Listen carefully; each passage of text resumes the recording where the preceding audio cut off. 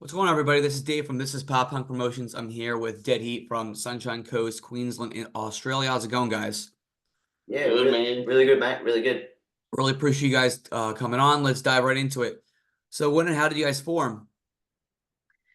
Well, it's a bit of a long story, but basically I moved to Queensland 15 years ago from Tasmania, a tiny little island down the bottom of Australia there, and I was looking for a band. Well, I was looking for a set of drums actually, and I bought a drum kit off Ricardo before I ever knew him, and yeah, later on, a few maybe months or so down the track, we ended up playing in like a soccer team and started discussing music in that respect, and so yeah, we started forming the band around that, I suppose, isn't it?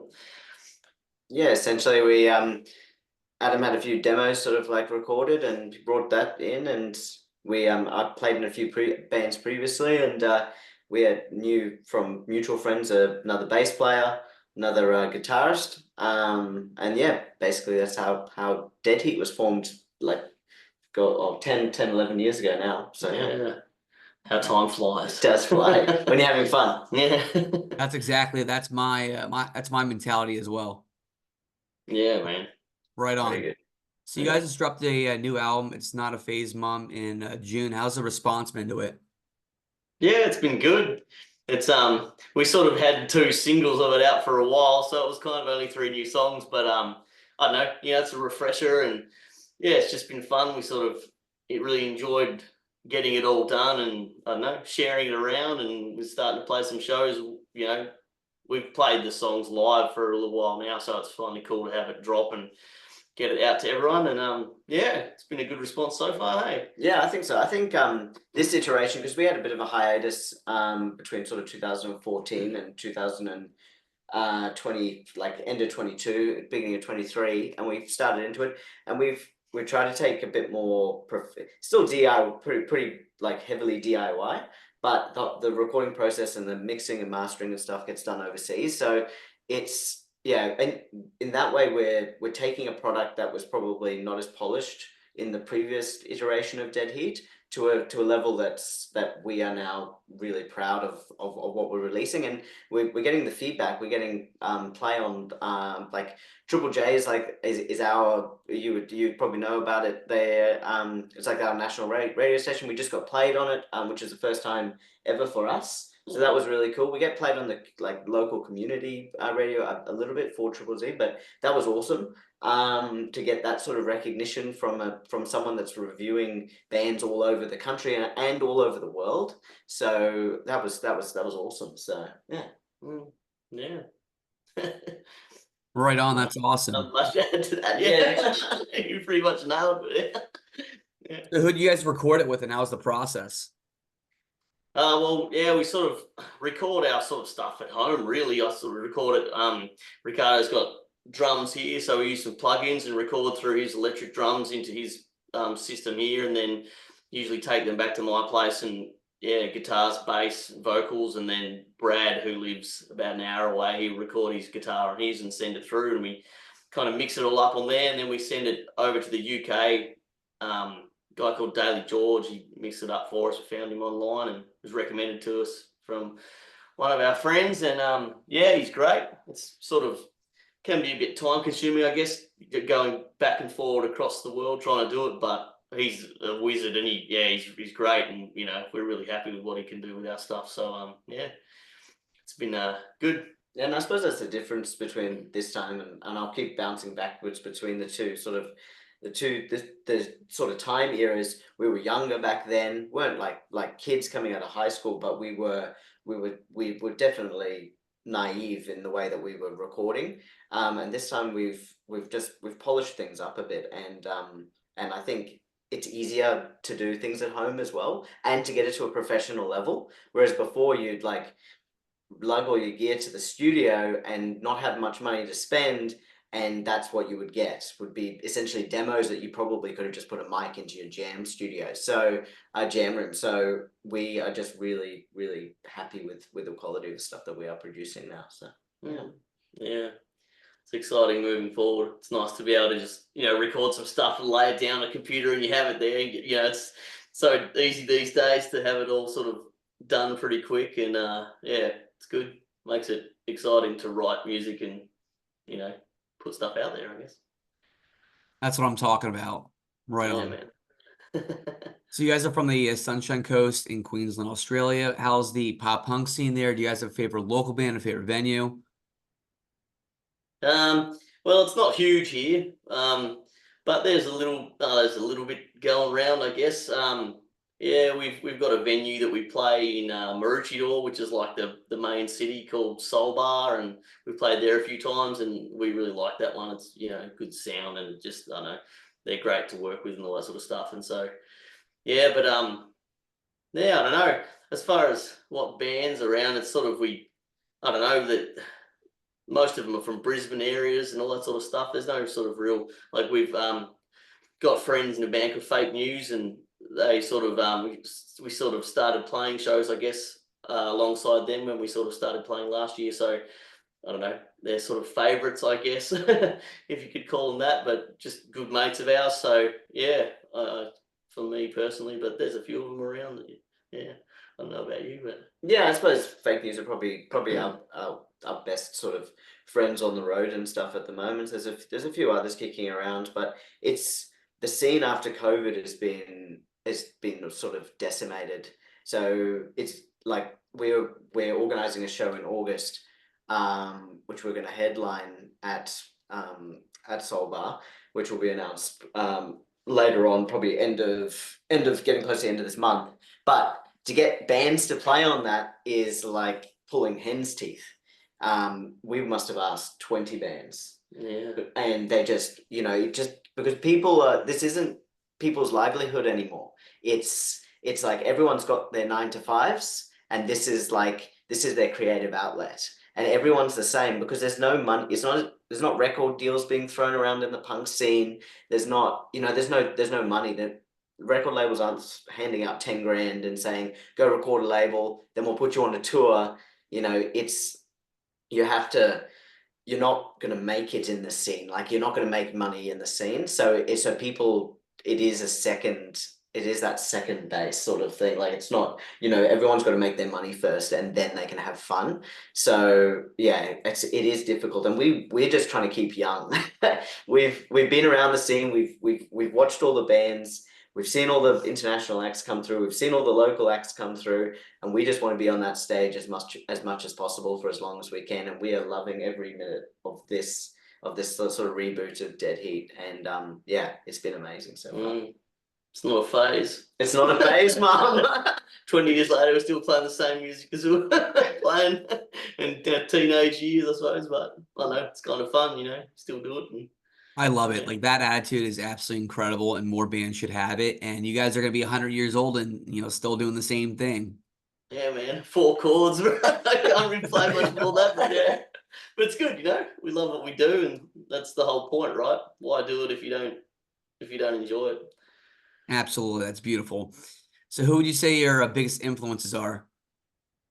Oh, well, for me, probably starting at the end of sort of high school, I got into Unwritten Law, Millencolin, Pennywise, all sort of the main, you know, for me, like they were sort of the main bands I listened to, along a lot of Fat Wreck bands, and Body Jar, an Australian band, and $1 Short were huge back then. They were big for me, and so yeah, just sort of that sort of stuff was. I mean, it wasn't as like now you turn on Spotify and there's a billion bands there ready to go, but you know, you go into the CD shop and try and, you know, buy an album, and then in the booklet it's like, you know, they like other bands that are similar, so you'd sort of try and find all those, and so they yeah, that sort of heavily influenced me early on.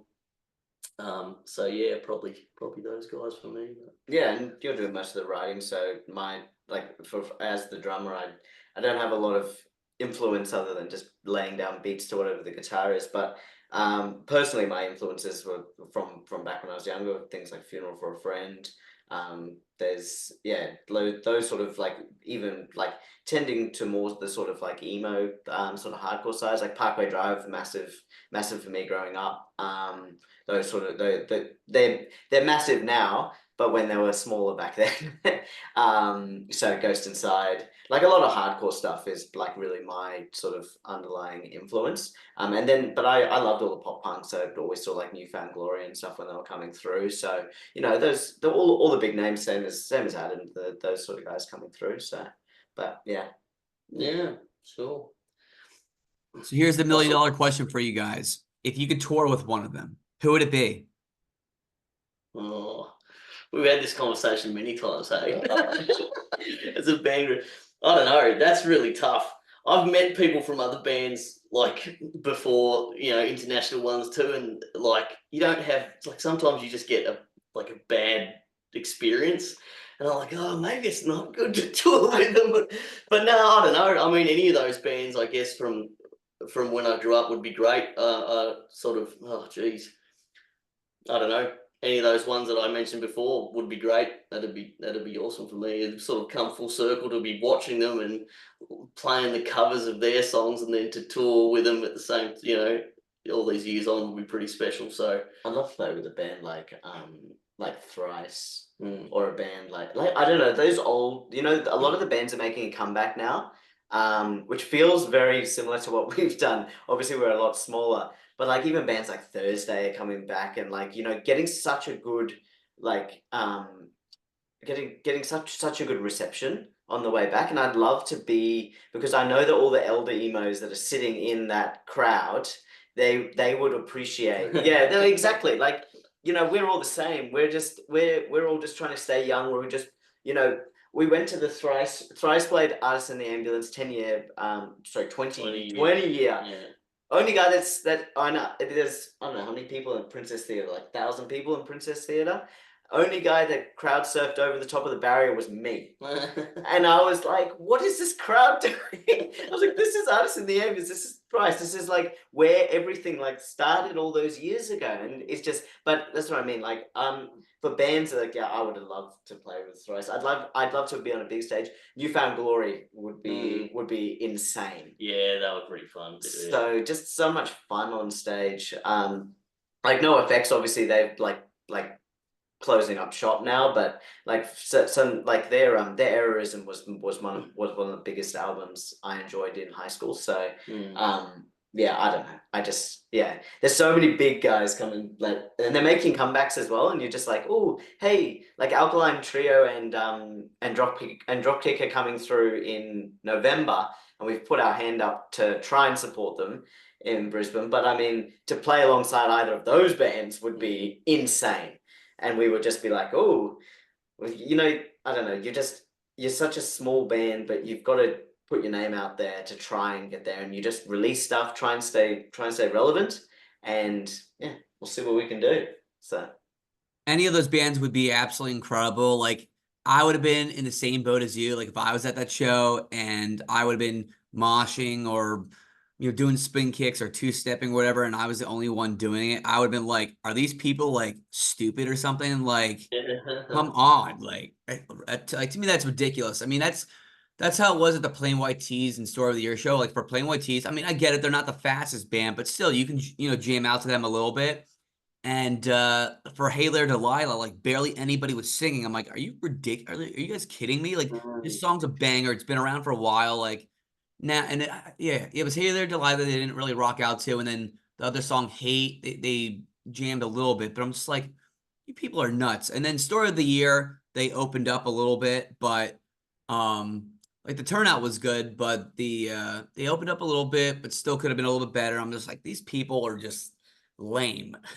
yeah, it's like they've forgotten how to mosh. Yeah. It's you know, it's you never used to leave a mosh pit without like wringing out your shirt. Like, Right. I used to walk out and just wring out my shirt, and it could have been like a night like tonight, like 9 degrees, Yeah, like yeah. which is what, about like 35, 40 in where you are, but like literally, like, you would just walk out and you just ring it, and you'd be like, that was a proper show. Like, everyone was like body to body. Now it's like, ooh, I don't want to touch anyone, don't want to get dirty. Yeah, Like, no, yeah, it's not about that. It's just about it, like immersing yourself in the sound, in the Right. music, in the lyrics. You know, it's just, yeah. And that's when we played our last Soul Bar show back in February, and and it was like, I don't know, we had like 150, 200 people there at the show, which is about 50 percent capacity for that, and that's when it sells out. It's like national touring acts. Right.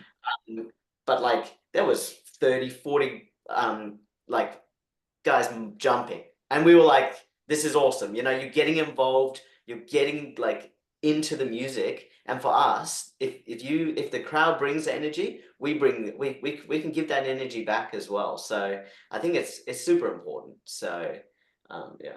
Yeah, for sure.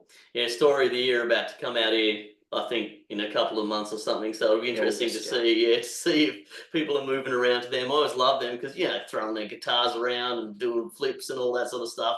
Love that energy. I just love, you know, we try and do a bit of, not flips so much, but I'll probably break my leg. But try and do something like that on the stage. It's cool. Got to put on a bit of a show as well and try. I definitely recommend seeing them. Like they were really, really good. Like Dan, Yeah. like he was incredible. The guitarists were awesome. Like like they were really freaking good. I definitely recommend it. Yeah. They're great. Hey, that's be good. Yeah, we've both seen them like a fair few times. So I'm going to be away, which is very disappointing because they announced the show, but me and my wife are going overseas, and I was like, "Are you serious?" Because it's Story of the Year playing, isn't it Page Avenue? Yeah, Could be so. Page Yes, they Avenue. play Page Avenue, Yeah. and then Census Fail is playing as well. They're playing Let It Unfold, and then a local, like a national local band, which is Behind Crimson Eyes, are playing, like sort of coming out of mini hiatus, that sort of thing. But they're all the same. That's all that same era for us, like that sort of 2004, 2005, when they that was their peak. For that I believe anyway. So and those are just bangers, all those albums in that time. So but yeah, should be a sick show. Yeah. That's amazing. So now I'm gonna ask you guys some non-music questions. It's a good way for me to get to know you as people. I did this with the other bands I interviewed. Are you ready? Yeah, man. Our first one, favorite sports team. I'm a Anaheim Ducks fan, a big hockey fan. Not that many people are over here, but yeah, you grew up with the movies, and I don't know, I've just been into it since then. So even though there's tons of Aussie sports, hockey's probably number one. So yeah. And mine's Man United, Manchester United. So football. My soccer. man, speaking my language. Yeah. Glory, glory, Man United. Yeah, I mean it's been a bit hard last 10 years, but the 10 years before that were amazing. So we're heading in the right direction now. New owners. We just signed a good guy in Joshua Xerxes. Like we're definitely heading in the right direction. I think so. I think they're churning through. Jadon Sancho's just come back from his little sort of stint back at Dortmund. So I think, you know, there's a lot of potential in that team, but it's We'll see what happens.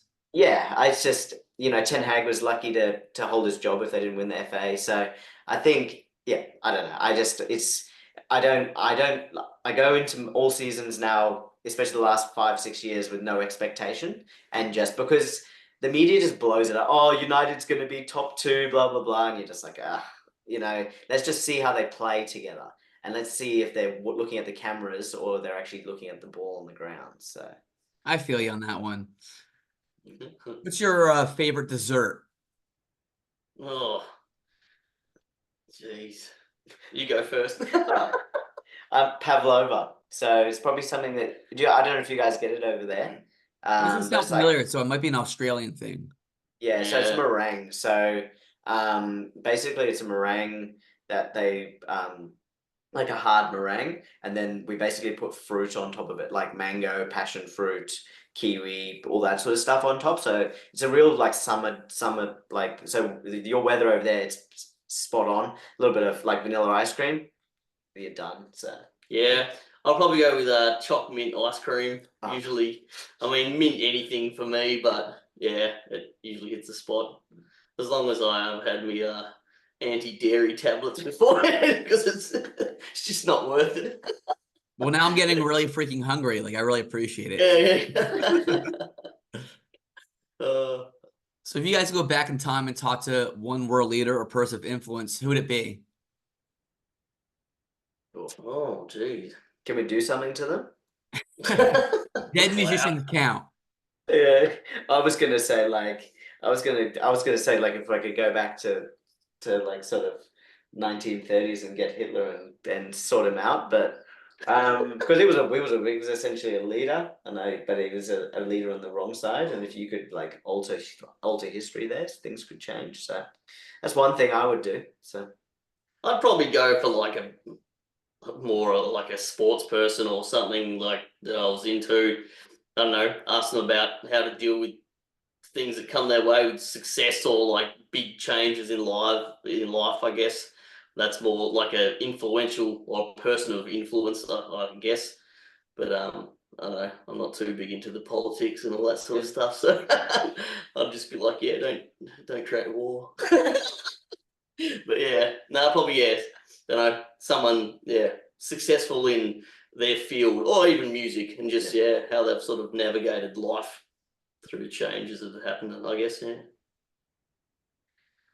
if you guys had $1 million and you could donate it to any charity, which one? I'll go first if you want. Yeah. Lifeline here. It's like a call center that deals with like mental health and stuff.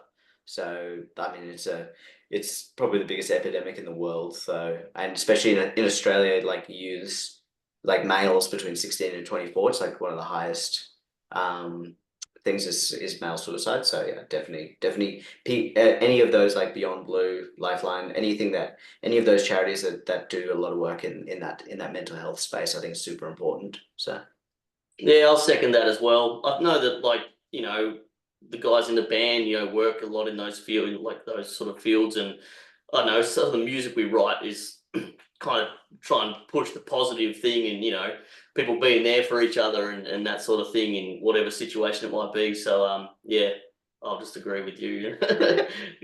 Anything to mental health is a good direction to sort of there's so much trouble that happens and things that are caused by that, as the root of the problem. So yeah, I'll agree with you there. Great pick. $2 million straight to them like that. Yeah. All right, last question. What are some places in Sunshine Coast, Queensland, Australia that visitors should check out?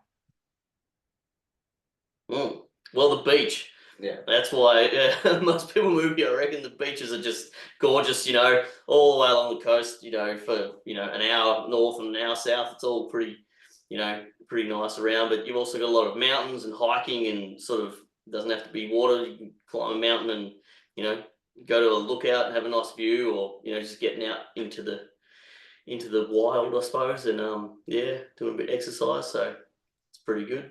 Yeah, it's like it's a good kept secret of Australia, but it's getting less and less that way. Noosa and things are like up towards the north coast of the Sunshine Coast is a nice place to visit. I wouldn't stay there. But other places on the coast like Mooloolaba is like spectacular. It's big enough now that it's got a lot of infrastructure there, so you can get around pretty easy, and the beach is right there. But you literally go 20 minutes inland. You got like Aussie Zoo and stuff around Biwa, and you'd like all around there's all the Glasshouse Mountains to climb up and stuff. So it's a beautiful part of the world. Traveled a lot throughout the globe, like through Canada, bit Florida, through Africa, Europe. So, and we always come back over there's a hill in like near where I live in a little place called Caloundra on the Sunshine Coast, and you come over the hill, you can see Morton Island in the distance, and every time I come over that hill after I've been on holiday, I say best place in the world. Wouldn't live anywhere else. So yeah, you'll have to come visit one day. You have to come visit. Well, it's funny that you said that, because I was going to go into, so when I fly over there to visit you guys, you can show me all those spots. Yeah, there you go. Always welcome, mate. Always welcome. It looks absolutely incredible, like in all the pictures that I've seen. And yeah, I just want to get on a plane right now, fly over. Well, I can't hit up the beach, but right now, but we can do the other things, and then go from there. Yeah, exactly. Well, they say beautiful one day and perfect the next, or something like that. Yeah. Sounds like the Queensland tourism slogan. Yeah. Well, it's because I stole it from her. No, I'm just kidding. All right. Well, I really appreciate you guys coming on and chatting up a little bit. The support means the world to me. Yeah, of course, man. Thanks for having us. Yeah, thanks for having us. Yeah, it means well that there's still people out there that are interested in pop punk and and also want to give us a go. So the more we can get our name out there, Deadheat, we're super happy. So trying to keep it alive, man. That's all you can really do. Yeah, man. Exactly. Someone's got to do it. So so this is going to be out probably this week. So do you mind just giving us a plug to the festival we're playing next weekend? Absolutely, go right ahead. Oh, perfect. So yeah, we're playing the Fastlane Festival in Brisbane on the 21st of July. It's good. The festival goes on from the 20th to the 22nd, 20th to the 21st, sorry. It's a 2-day festival, 25 bands. $30 a ticket for each day or $50 for both. And if you use the name Deadheat in the promo code, you get $5 off your ticket. So come along and check us out. Yeah, it's going to be an awesome show. Lots of cool bands. And yeah, should be a good time. Go to the fest, support local music, buy merch. Yeah, right, please. exactly right. Yeah, you said it perfect. Maybe you should be doing our endorsements. I'll see what I can do. Yeah, when you come over to the sunny coast, just come down to Brisbane with us for the festival while you're here next week. There you go. Sounds like a plan. So for the people that are going to watch us later, where can they find you guys at?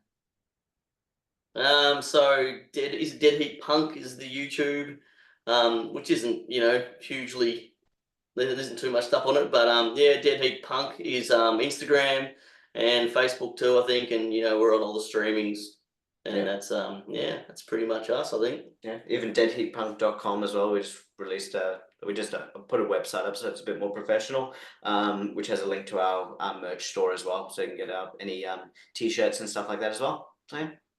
Yeah. Sick. Well, I hope you guys have a great night, and we'll chat soon. No worries. Awesome, mate. Thanks, Thank you. Dave. Have a good one. Cheers. Peace.